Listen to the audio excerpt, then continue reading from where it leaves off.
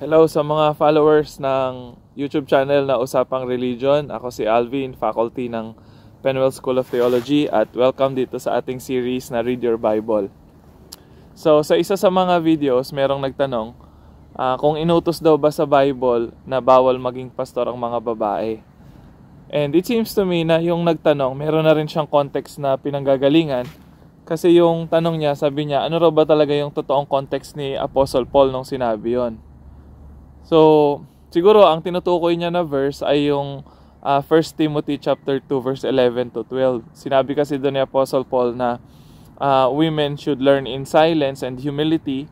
And sabi niya doon, I do not permit women to teach or exercise authority over men. No, it seems straightforward or clear na sinabi doon na hindi hinahayaan yung babae na magturo at magkaroon ng authority, ibig sabihin mamuno, no? Which is basically the role of a pastor. Kaya sabi nung iba, because of that, bawal magpastor yung mga babae or hindi pwedeng maging pastor or hindi pwedeng i-ordained as pastors yung mga babae. So, maganda nga, tignan yung verse na yon at alamin, ano ba talaga yung original context or ano ba yung sitwasyon na pinanggagalingan ni Apostle Paul nung sinabi niya yon. At especially yung context din ni Timothy. Kasi it seems that the letter was addressed to Timothy, who is a young pastor at that time sa Ephesus. At sabi ng mga scholars nga, si Timothy could be a close disciple ni Apostle Paul, no? And trusted niya si Timothy. So, kaya si Timothy yung pinagkatiwalaan niya na maging pastor doon sa isa sa mga churches na tinayo niya. Ngayon, because of that, makita natin na mukhang merong specific context si Timothy at yung church na pinagpapastoran niya. So ngayon, puntahan natin yung verse, no? Yung verse 11 na sinabi doon na women should learn in silence. So maraming pwedeng way or kung paano i-interpret yun no? Halimbawa sa Tagalog, meron tayong expression na yung mga babae dapat matutong manahimik, no? So pag ganun ang translation, parang masyadong negative, di ba? Kasi parang sinasabi na yung mga babae masyadong maingay, kaya dapat matuto kayong tumahimik, no?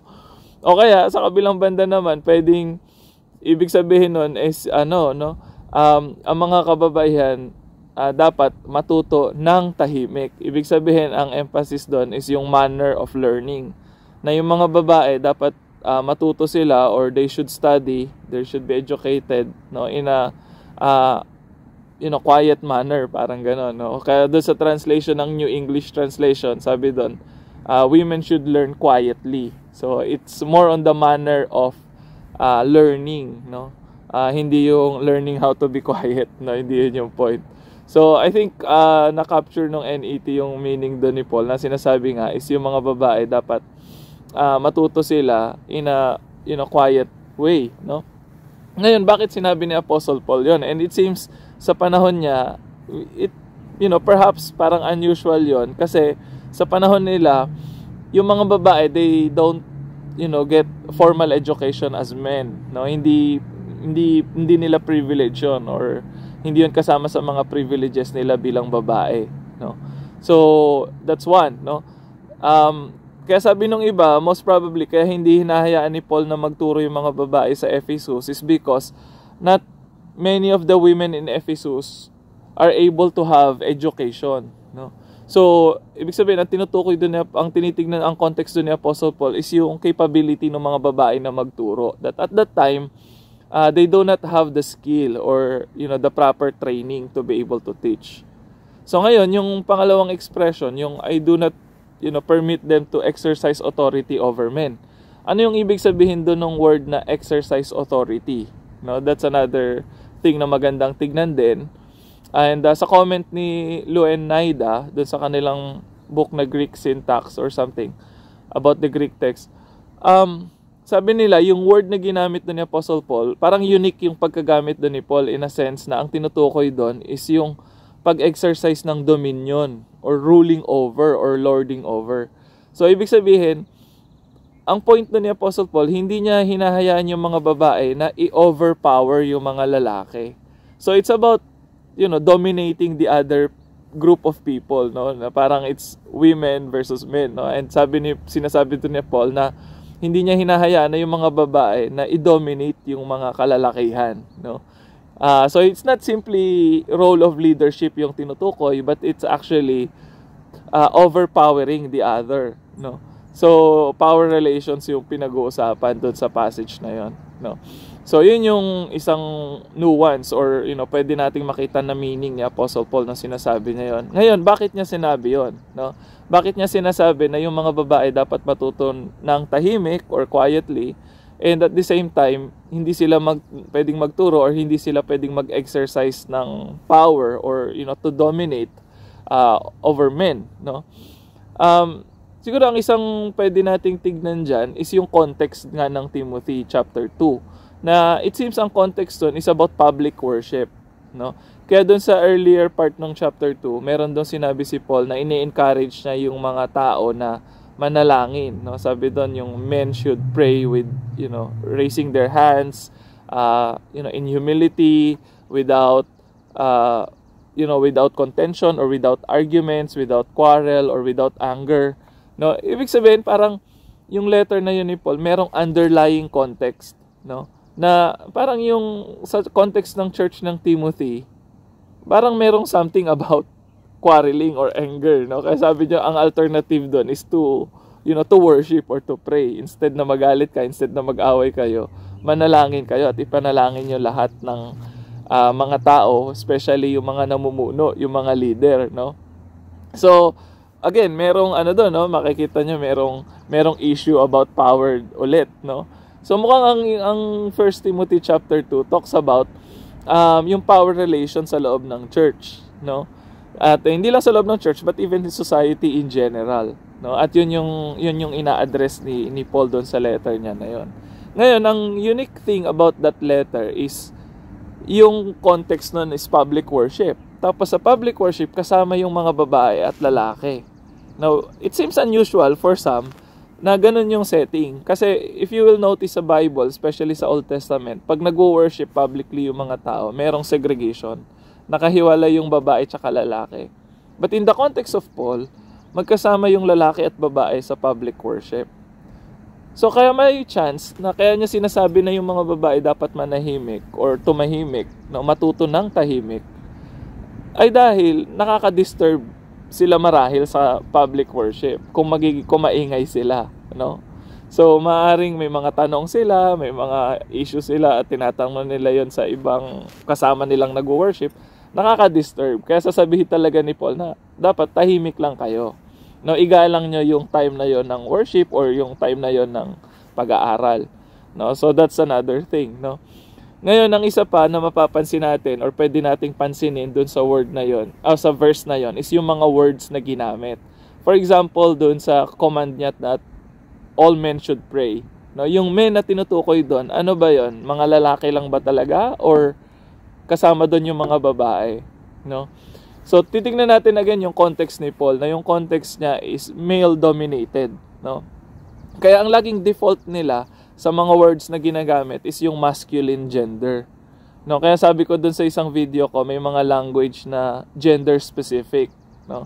Na pagka lalaki ang tinutukoy or pagka male dominated yung society, yung culture, ang laging default nila is using the male figure or the male language, no? So dun sa language na yon, yung ginamit is anthropos, which is actually a generic term for humanity in general. Kaya ang tinutukoy doon, most probably, hindi lang mga lalaki yung dapat mag-pray, kundi kasama doon yung mga babae. Kasi yung anthropos doon is actually human beings or all people ang tinutukoy. Kasi nga, sa language nila, yung default is yung masculine, no? Hindi kagaya sa Tagalog, gender neutral yung mga terms natin, yung mga collective terms natin or generic terms natin like tao, no? So walang tinutukoy na gender yun eh. Basta tao lang, whether male or female. Sa kanila, pag sinabing anthropos, yes, it's man, but at the same time, it could be talking about humanity or human beings in general. Kagaya ng word na Adam sa Hebrew. Yung Adam, from Adama, ground, ay neutral yan, no? Pero ang gender niya is masculine, no? Pero pagka ginagamit yung term na yun, ang tinutukoy is all human beings or mga tao. So that's one, no? Maaring ang kausap ni Paul doon is both, the women and the men. Another thing is yung translation ng I do not permit women to teach or women should be silent. Ang ginamit dun sa Greek is gunay. Ibig sabihin yan, married woman. No? Parang sa Tagalog, ginang. No? Sa Tagalog. Ngayon, yung married women na tinutukoy, pwede ring i-translate yun as wives. No? At yung isang word na ginamit doon for men is yung andros, which could also mean husband. No? So, that's interesting kung papansinin nyo yun, na maaring ang tinutukoy doon ni Apostle Paul or ang kausap niya is mga married women and married men. In other words, wives and husbands. No? So, it will make sense na sasabihan niya yung mga wives to be silent during public worship. No? And at the same time, hindi nila dapat dinodominate or ino-overpower yung kanilang mga husbands, especially kung nasa context ng public worship. No? So, that's one thing. No? So, hindi tungkol sa role ng pastor yung tinutukoy doon. No? Ang tinutukoy doon sa passage na yon ay yung behavior, no, ng mga tao pagka nasa public worship sila or uma-attend sila ng mga public lectures or mga pag-aaral. No? And lastly, may part 2 itong video na to, no? So, pero tatapusin ko muna siya dito sa comment na to na yung the way we interpret yung mga command, no, instruction sa Bible. Halimbawa, doon sinabi ni Apostle Paul na hindi niya hinahayang magturo or hindi niya hinahayang mamuno yung mga babae. So, some people will interpret that literally and strictly impose na hindi pwedeng maging teacher over men yung mga babae, no, or hindi sila pwedeng maging leader over mga men, no. So strictly ni-impose yung rule na yon ng ibang mga grupo, no, or ibang mga churches. Pero dun sa passage na yun, meron ding command na yung mga babae dapat should dress modestly, hindi dapat magsuot ng mga gold o kaya mamahaling ornaments or pearls or etc. Bakit yung rule na yon hindi natin strictly ni-impose sa church, no, or sa mga sa mga grupo natin? Bakit yung may mga rules na sinasabi natin na, or this is culturally specific, like for example, yung pagsusuot ng belo, no, sabi natin, sa panahon nila pinapractice yan, no? So, ibig sabihin, it seems like double standard yung pag-i-interpret natin ng mga instructions. Meron tayong pinipili lang, alin yung i-implement natin strictly at alin yung hindi natin i-implement, no? So, based dun sa preference natin. So, dapat maging maingat dun sa pag-i-interpret. Kasi nga, ang nangyayari, nagkakaroon ng double standard. No? Nagiging selective yung pag-interpret at yung pag-apply natin ng verse. So, yun yung mga bagay na kailangan nating i-consider when we are looking at the context of the scripture. No? So, una, importante yung context. Context matters. No? So, alamin natin ano ba yung context ni Paul, ano ba yung context ni Timothy at ng church na pinamumunuan niya. No, pangalawa, importanteng maintindihan natin ano yung mga nuances ng mga words na ginamit. No? At particular na tinutukoy ba niyan yung concern ng pagiging pastor or baka iba yung ibig sabihin ng mga passage na yon or ng mga verses na yon. So, magandang tingnan natin yung context at yung nuances ng mga terms na ginamit.